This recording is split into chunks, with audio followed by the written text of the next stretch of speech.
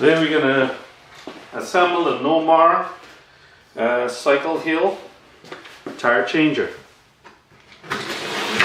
I don't usually do unboxing videos, and this is not really an unboxing video, but I'm just going to open this thing for the first time, and you're going to just happen to be there.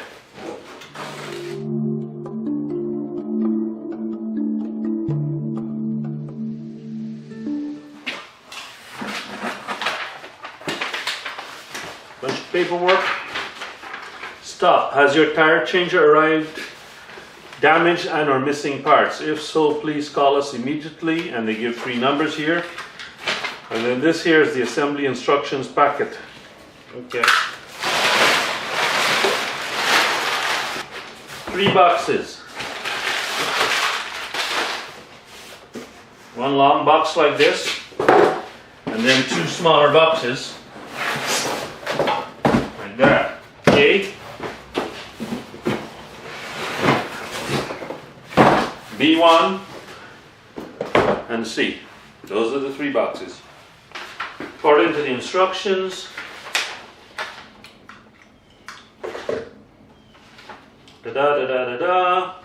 it says your tire changer has an updated design that is so new. This is since December 2017. It's so new we haven't had a chance to update the assembly instructions yet.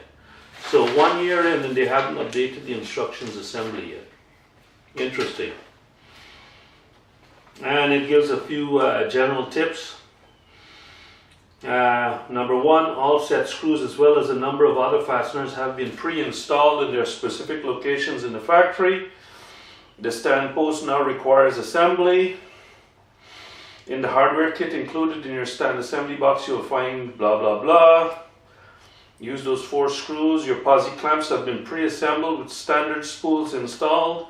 Some screws may be more difficult than others to turn in due to powder coating residue in the threads. You can use a drop of oil or other lubricant or WD-40. The remainder of the assembly process should match the assembly instructions. And then they've given a whole bunch of just a little bit of a, an exploded view here. So machine parts, assembly parts, Cycle Hill tire chain assembly, blah blah blah, floor mounting instructions, step 1 through 10, for the steps to assemble this thing. And at the end on the back page of this flyer, they give what the what the thing should look like, and they give how a picture of how you should rest the tire on the in front of the tire changer. So what I intend to do is to put this together and then show you how I'm going to mount it. I'm not mounting it onto the floor, but I'm going to be mounting it to a plank.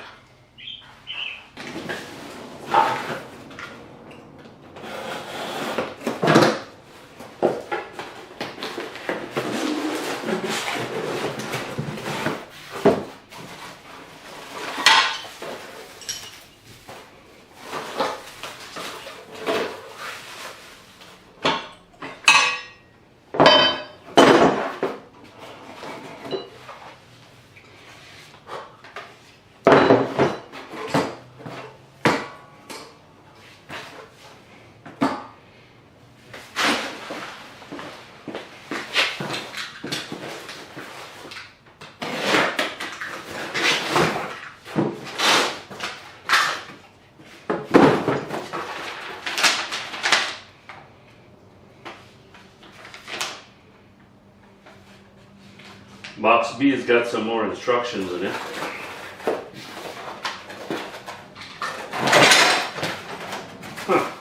Got some parts banded together. These are the, I guess, the posi clamps. What do you call it? 3 each orange posi clamp bodies. Yeah. So you've got these posi clamps, and you got this. I guess these are the arms.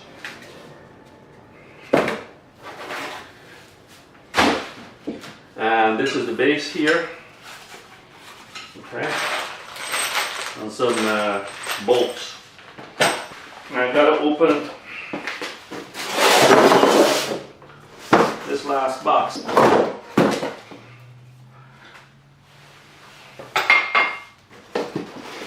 What else is in here?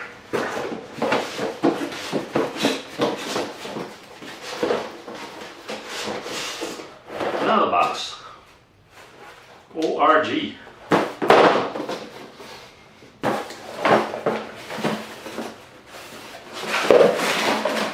Ah, I see. Tire mount lubricant. Got a bottle to spray your liquid lubricant, I guess. Some people use Windex. And you've got additional bits in here. And one more piece of paper.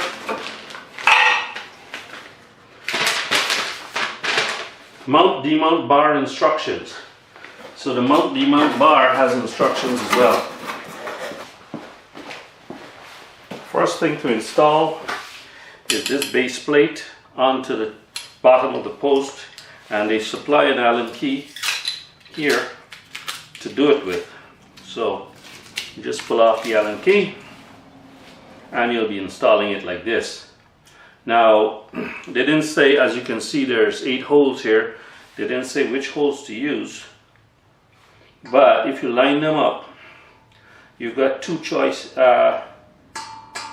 Okay, you've actually only got one set of holes that you can use. The spacing is such that only these 4 holes can be used. So I'm going to take this off, these 4 screws, and mount it. Now, these 4 holes are for attaching this actually to the floor of the garage or onto any base wood that you might be using, which I would be using later on. So that's what these additional 4 holes are for. So now we've got to put the arms on. So the instructions say to basically place this like that, as far as I can tell. Yep, place that like that, and then use the long bolts to attach. You're going to pass them right through.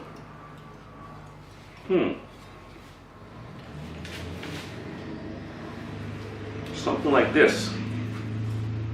You're going to sandwich it between these 2 plates. Okay? So, okay, I see. Yep. So only one of these arms has got this label on it. This label. So you need to have that right way up and not upside down. Right way up, and most likely I'll put it here. So you've got to have that done there, that done like that for all 3 arms, and pass it through using these bolts as well as the lock nuts and the split washers. Now that the arms are attached, this bead breaker arm has got to be attached to this tab here. So we're going to do that right now. It comes pre-attached, so you just thread this through like this. There's a lock nut on the other side, so you just tighten that up, and using the supplied Allen key you can just tighten it all the way down. When you got that done,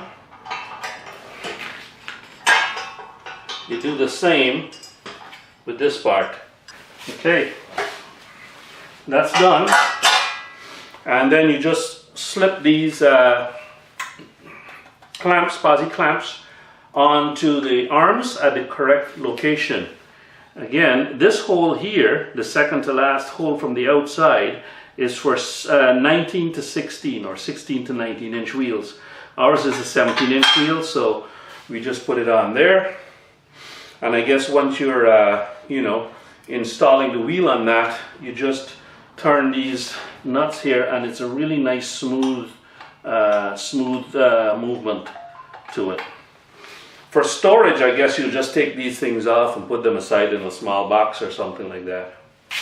The next step is mounting the handle onto the demount bar. It's just a little handle. It's got, I don't know if you can see this here, but it's got two little set screws here. So you just slide this, work the set screws back off so that you can get this slid onto the handle. And there's a sticker on the handle. You just put it over the sticker and then you mount it so that it's at 10 degrees to this line here. So it's up a bit, 10 degrees up. So you just eyeball that and tighten down these two set screws and you're done.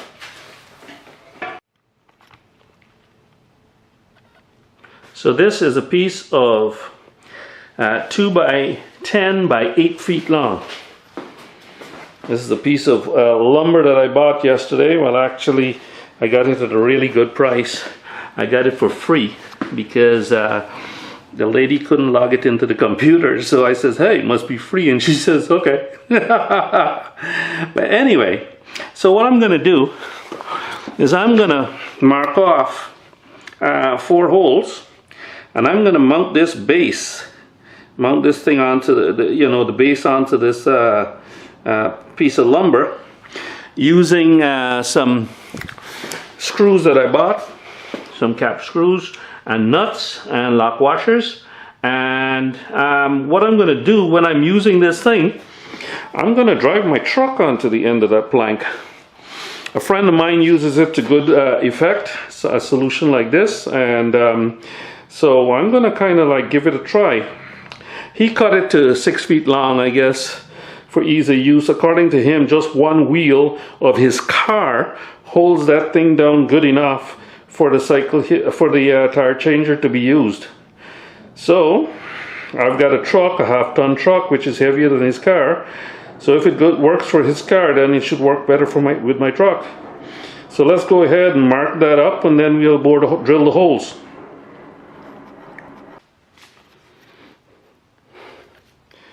And there's the finished product. I probably should get longer screws for down there, but for now, I'm going to just leave it like that. I cut this end to 75 inches total length for the plank, and there it is. So I'm going to go now and put this onto the truck. See how it looks. And there it is.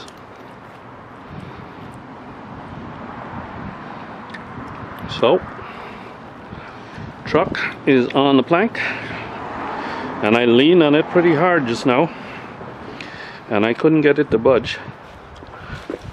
This is the amount of overlap or underlap underneath the truck tire, and there it is. Of course, the proof of the pudding is in the eating. So the first time I change a tire, I'll know if this thing budges. But that's what it is. That's the solution. If that fails, I can always bolt it into the bottom of the garage, on the floor of the garage. So, not a problem.